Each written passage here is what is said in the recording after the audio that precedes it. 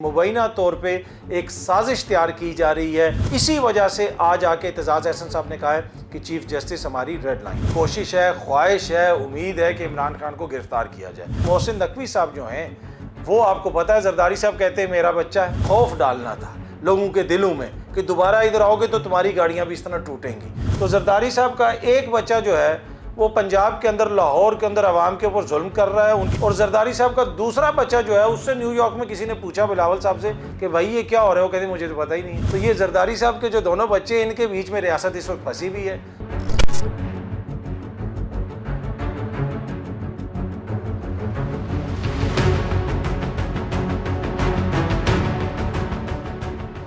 अब तो वक्त ही बताएगा कि आने वाले पीटीआई की जो रैलीज़ हैं या जलसे में उसमें कोई इस किस्म का कदम इंतज़ामिया करती है या नहीं करती। लेकिन गुज़िश्ता रोज़ जो उन्होंने किया उसको देख के तो ये लगता है कि वो किसी हद तक भी जाने के लिए तैयार हैं। शहरियों की गाड़ियां तोड़ी गईं, एक पीटीआई के वर्कर की हलाकत हुई पुलिस की कस्टडी में मुबैना तौर पे, और फिर उसका मुकदमा भी दर्ज नहीं किया गया और अब पुलिस ने अपनी मुद्दत में मुकदमा दर्ज कर दिया। तो इससे तो बहुत सारे ये आपको जिसे कहते हैं निशानियां मिलती हैं, सिग्नल्स मिलते हैं कि जो निगरान हुकूमत है वो कितनी न्यूट्रल है या नहीं है। उसके बाद जो आमिर मीर साहब हैं, जो वज़ीर इत्तलात हैं मोहसिन नकवी साहब के, उन्होंने आके जो अपना मौक़िफ़ सामने रखा टीवी के ऊपर, उनकी बातों से, उनके जवाबात से ये लग रहा था कि जैसे वो नून लीग के नुमाइंदा या पीटीआई के किसी मुखालिफ जमात के नुमाइंदा हैं। निगरान हुकूमत के वो नुमाइंदे तो लगते नहीं थे। और दूसरा, जिस तरह 144 लगाई गई और कहा गया जनाब PSL के मैचेस हैं, आप इस्लामाबाद में बैठे हुए, मैच तो आज इस्लामाबाद में हो रहे हैं PSL का,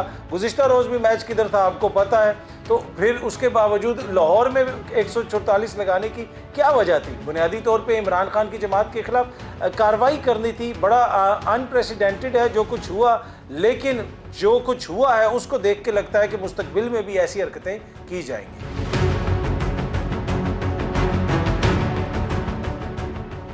ये टैक्टिक्स हैं कि ये आपकी एक तरीके से तरीका कार है कि आपने खौफजदा करना है लोगों को। जिस तरह कल पुलिस जो लोगों की गाड़ियां तोड़ रही थी, क्या उनको नहीं पता था कि आप जैसे साफ़ी खड़े वहाँ पे वीडियोस बना रहे हैं, आम लोग अपने मोबाइल फ़ोन से वीडियोस बना रहे हैं? क्या जिन्होंने पुलिस को भेजा था उनको नहीं पता? क्या मोहसिन नकवी को नहीं पता जो चैनल खुद चलाते हैं कि किस तरीके से चीज़ें रिकॉर्ड होती हैं? वहाँ पे कैमरामैन भी होंगे, रिपोर्टर भी होंगे, हर जगह से ये फुटेज पहुँचेगी, टीवी चैनल्स के पास भी पहुँचेगी और बैनुल कौमी सतह के ऊपर भी पहुँचेगी। तो आमिर मीर साहब और मोहसिन नकवी साहब से ज़्यादा कौन जानता है? उनको पता है। लेकिन उसके बावजूद उन्होंने वो किया।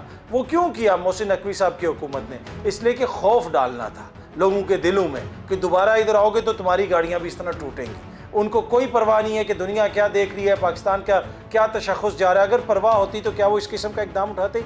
इसी तरह जो खान साहब के ऊपर पाबंदी लगाई गई है वो भी इसीलिए लगाई गई है कि दीगर जो लोग हैं उनको एक पैगाम देना है कि जनाब आपके ऊपर भी पाबंदी लगा देंगे। इनको भी पता होता है कि ये पाबंदी हट जाएगी, लेकिन वक्ती तौर पे ये कर देते, इस तरह की पाबंदी लगा देते। एक चैनल के ऊपर भी पाबंदी लगाई गई, वो भी हट गई, और खान साहब के ऊपर जो पाबंदी लगाई गई थी वो भी हट गई थी। लेकिन जो जहाँ तक ये ताल्लुक है कि क्या इस तरह की कोई पाबंदी से फ़ायदा होता है? जिस दिन इमरान खान के ऊपर पाबंदी लगी थी उस दिन अगर इमरान खान 4 शोज़ में डिस्कस होना था, पर पाबंदी के बाद वो 15 शोज़ में डिस्कस हुए, हर जगह पे, न्यूज़ चैनल्स पे भी, दीगर जगहों पे भी, डिजिटल प्लेटफॉर्म्स पे भी। तो आजकल के दौर में इससे फ़र्क कोई नहीं पड़ता। लेकिन 80 और 90 की दहाई में फंसी हुई जो रियासत है उसकी ज़हनियत आपको नज़र आ जाएगी।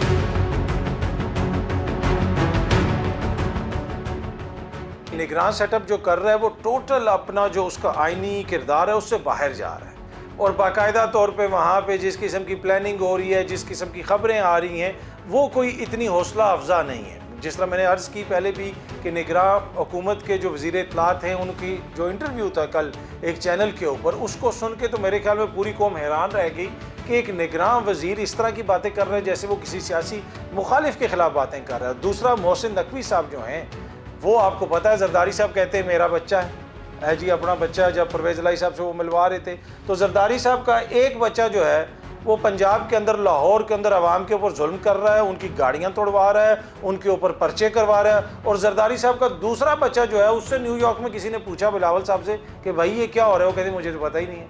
तो ये जरदारी साहब के जो दोनों बच्चे हैं इनके बीच में रियासत इस वक्त फंसी भी है। तो मेरे ख्याल में ये इसी तरह चलता रहेगा। کوشش ہے، خواہش ہے، امید ہے کہ عمران خان کو گرفتار کیا جائے، باقاعدہ ضد ہے کہ جی عمران خان کو بھی گرفتار کرو، ہمیں گرفتار کیا تھا تو اس کو بھی گرفتار کرو۔ دیکھیں اب عمران خان کے اوپر جس قسم کے مقدمے، انتہائی بھونڈے قسم کے مقدمے، ہاں کوئی اس طرح کا مقدمہ ہے جہاں پہ گرفتاری بنتی ہے تو آپ ضرور کریں، کسی آپ چھوٹے سے بچے سے بھی پوچھ لیں وہ کہے گا کہ یہ سیاسی نوعیت کے مقدمے۔ گزشتہ روز جو پی ٹی آئی کے ایک ورکر جو ہے جس کی جو جاں بحق ہوا ہے، اس کا مقدمہ بھی پی ٹی آئی کی قیادت پہ کروا دیا گیا ہے۔ تو ایسے میں تو آپ کو واضح طور پہ نظر آ رہا ہے کہ ان کو وہ قانونی معاملات میں الجھانا چاہتے ہیں، ان کی خواہش ہوگی کہ حالات اس قسم کے ہوں کہ انتخابات سے ہم فرار کا کوئی راستہ اختیار کریں، تو کوشش تو ہوگی کہ ان کو گرفتار کیا جائے، لیکن اتنا آسان نہیں ہوگا۔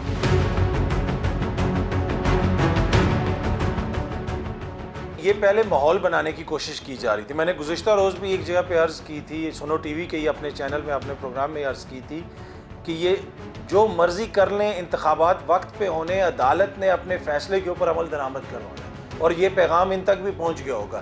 جو محکمہ جو افسر اس انتخاب کے اندر رخنا ڈالے گا اس کے خلاف توہین عدالت کی کارروائی ہوگی، اور یہی وجہ ہے کہ آج اعتزاز احسن صاحب نے بھی آ کے کھل کے کہہ دیا ہے کہ چیف جسٹس صاحب ہماری ریڈ لائن ہے، اگر سپریم کورٹ کے فیصلے کے اوپر عمل درآمد نہیں ہوا تو ہر اس بندے کے خلاف جو فائنانس نہیں دے گا، جو سیکیورٹی نہیں دے گا، جو بھی ادارہ، اس کے اوپر توہین عدالت لگے گی۔ اور آج اعتزاز احسن صاحب کیوں آ کے انہوں نے کھل کے اس طرح بات کی؟ کیونکہ مبینہ طور پہ ایک سازش تیار کی جا رہی ہے چیف جسٹس صاحب کے خلاف۔ اس حوالے سے کافی انفارمیشن جو ہے وہ یہ جو سینئر رہنما ہیں، وکلا لیڈرزان ہیں، ان کے پاس بھی ہے، کچھ دیگر ذرائع سے بھی ہمیں مل رہی ہے، اس کو میں کھل کے ابھی سامنے نہیں آپ کے ساتھ شیئر نہیں کرنا چاہتا، لیکن اسی وجہ سے آج آ کے اعتزاز احسن صاحب نے کہا ہے کہ چیف جسٹس ہماری ریڈ لائن ہے۔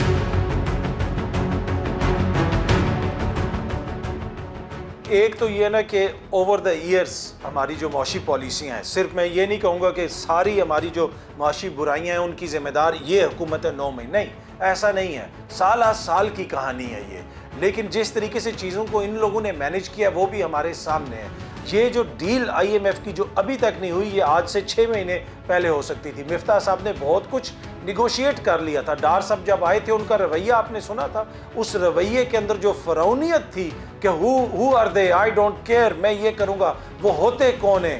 اور اب جو ہے وہ ان کی جو آرمی چیف کے ساتھ اور دیگر بزنس کمیونٹی کی شخصیات کے ساتھ ملاقات ہوئی ہے، اس میں وہ یہ کہہ رہے ہیں کہ آئی ایم ایف ہمیں ناک سے لکیریں نکلوا رہا ہے۔ بھائی آپ نے بھی تو آئی ایم ایف کے ساتھ جو رویہ اختیار کیا، کیا وہ مناسب تھا؟ تو میرے خیال میں جس قسم کی پالیسیز ہیں اس کا یہ نتیجہ ہے، لیکن لانگ ٹرم ہم اس طرح سسٹین نہیں کر سکتے۔ آپ ادھر سرکاری دفاتر میں چلے جائیں، ایک 17 گریڈ کے افسر کا جو ہے وہ پورے اسٹوڈیو سے بڑا اس کا آفس ہوتا ہے، جتنے پورے آفس میں برطانیہ کی پوری کیبنٹ بیٹھ سکتی ہے، اس سے بڑا تو ہمارے ایک سیکٹری کا آفس ہوتا ہے۔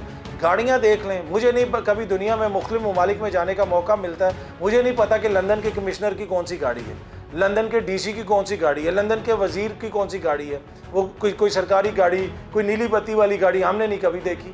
یہاں پہ ہر بندے کو 10 گاڑیاں ملی ہوئی ہیں، پٹرول ملا ہوا ہے، تو اس طرح تو آپ ملک نہیں اپنا چلا سکتے۔